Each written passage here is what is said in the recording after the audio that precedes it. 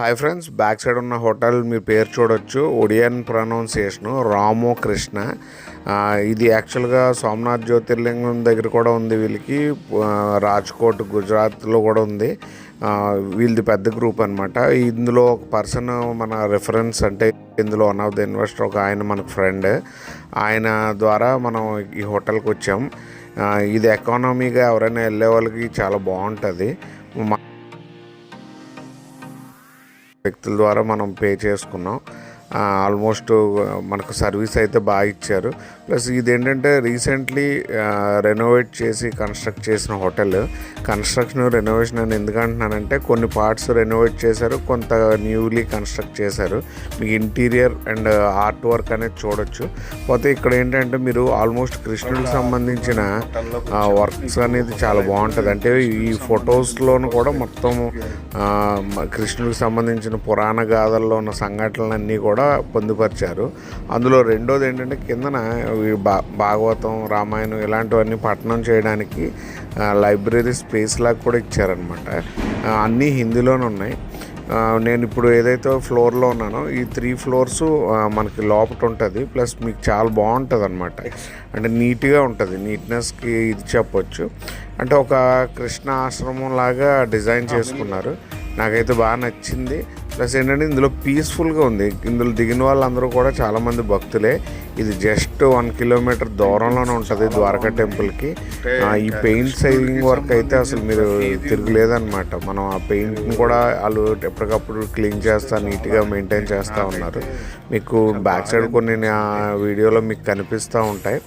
But నేను ఇంకో stay చేసిన వాటిలో మరొక వండర్ఫుల్ హోటల్ అని చెప్పొచ్చు. ఎవరైనా వెళ్ళే వాళ్ళు కూడా మీకు జస్ట్ ద్వారకా సౌత్ గేట్ దగ్గర ఉంటుంది. ఇది రూమ్ లోపల కూడా ఫర్నిచర్ కొత్తది రెనోవేట్ చేశారన్నాను కదా, ఇది కొత్తగా ఆల్మోస్ట్ న్యూలీ యాడెడ్ ఫర్నిచరు. అందువల్ల మనం ఇక్కడ స్టే చేయడానికి ఇది అయ్యాం, లేకపోతే అసలు ఇక్కడ వచ్చే ఇది లేదు. ప్లస్ రూమ్ చిన్నగా ఉన్నప్పుడు కూడా ఫెసిలిటీస్ అయితే బాగుంటాయి, మీరు చూడొచ్చు. అందులో రెండోది ఏంటంటే రూమ్ స్పేస్ని సరదాగా చూపిద్దామని తీసుకొచ్చాను. జస్ట్ మనం ఒకరోజు ఉండటం కాబట్టి ఇంతకన్నా ఎక్కువ పెట్టుకోవడం వేస్ట్ అని నేనైతే ఫీల్ అయ్యాను. ఎందుకంటే మన రిఫరెన్స్ మీద మనం ఎలా పే చేస్తే దానికి ఇది. కిందన ఏదైతే లైబ్రరీ కోసం చెప్పానో ఒకసారి చూపిస్తున్నాను పైనుంచి. నేను కిందకి వెళ్ళి కూడా చూపిస్తాను. ఎందుకంటే ఈ బుక్స్ అన్నీ కూడా యాక్చువల్గా మన భాగవతం, మహాభారతం ఇవన్నీ ఉన్నాయన్నమాట. ఇక్కడ రామాయణాలకు అన్నిటికి సంబంధించిన భగవత పఠనాలు చేయడానికి ఉంది. ప్లస్ అంతా స్పిరిచువల్. రెస్టారెంట్ కూడా చాలా బాగా మెయింటైన్ చేస్తున్నారు.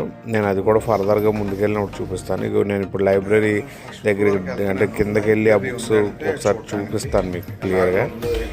ఎందుకంటే ఆ బుక్స్ మనం ఒకసారి వెళ్తే నాకు ఎంత ఇంట్రెస్ట్ ఉంది కాబట్టి వెళ్దామని అనుకుని వచ్చాను.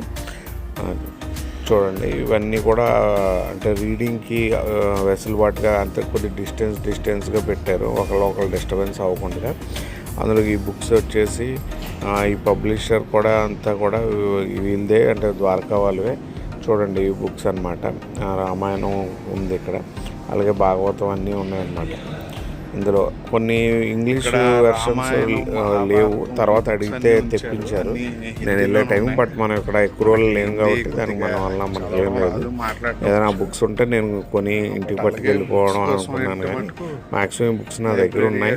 ద్వారకా లిటరేచర్ ఎలా ఉంటుందో చూడాలి. ఎందుకంటే ప్రతి ప్రాంతంలోని ఒక లిటరేచర్లో ఏదో ఒక రహస్యాన్ని దాచి ఉంచుతారు. అందువల్ల నేను కింద రెస్టారెంట్కి వెళ్తున్నాను. వెళ్ళిన తర్వాత మీకు అక్కడున్న ఫుడ్, అక్కడున్న పరిస్థితులు ఏంటి అనేది చూపిస్తాను. ఫుడ్ మ్యాక్సిమం ఎక్స్ప్లోర్ చేయలేనులేండి, ఎందుకంటే నాకు అక్కడ అంత టైం ఉండదు. ఇది రెస్టారెంట్ యాంబియన్స్ మీకు ఒకసారి ఎలా ఉంది, ఎలా మెయింటైన్ చేస్తున్నారని చూపించడానికి చేస్తున్నాను. ఫ్రెండ్స్, వీలైతే లైక్ చేయండి, షేర్ చేయండి, సబ్స్క్రైబ్ చేయండి. మరిన్ని interesting and luxury blogs and luxury hotel stays నా ఆస్ట్రాలజీ జర్నీలో నేను మీకు చూపిస్తాను. Thank you.